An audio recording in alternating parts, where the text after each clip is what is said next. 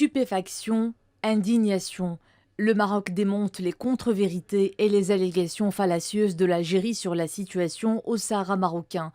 Par la voix de l'ambassadeur représentant permanent du Maroc auprès de l'Office des Nations Unies à Genève, le Royaume dénonce la prise en otage par l'Algérie des travaux du Conseil des droits de l'homme en instrumentalisant la question du Sahara marocain en dehors de l'unique cadre dans lequel elle est traitée, à savoir le Conseil de sécurité. Rabat pointe également du doigt la responsabilité directe de l'Algérie dans la persistance du calvaire qu'endurent les populations des comtes de Tindouf, privées de leurs droits les plus élémentaires et dont se servent les autorités de ce pays comme un fonds de commerce. Constater qu'au lieu d'apporter les réponses adéquates aux multiples interpellations sur la situation dramatique dans laquelle se trouvent les populations retenues dans le camp de Tindouf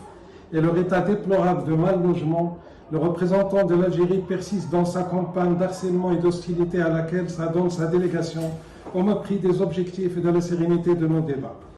Lors de cette session tenue par visioconférence, Omar Znebar a attiré l'attention sur les violations graves et les pratiques inhumaines et dégradantes perpétrées par les autorités algériennes à l'encontre des migrants, notamment subsahariens, comme en attestent les rapports de plusieurs organisations internationales. Dans cette même veine, le diplomate a mis en avant la décision de Sa Majesté le roi Mohamed VI relative au règlement définitif de la question des mineurs marocains non accompagnés se trouvant en situation irrégulière dans certains pays étrangers.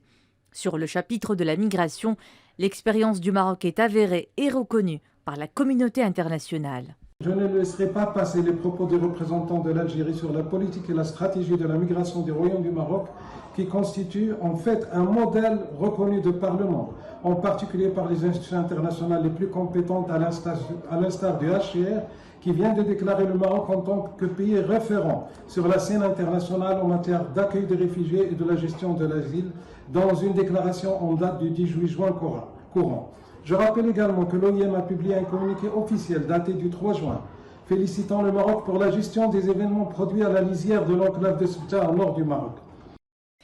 Et de souligner que l'histoire retiendra que le représentant de l'Algérie a fait durant ce conseil l'éloge du colonialisme et de ses conséquences.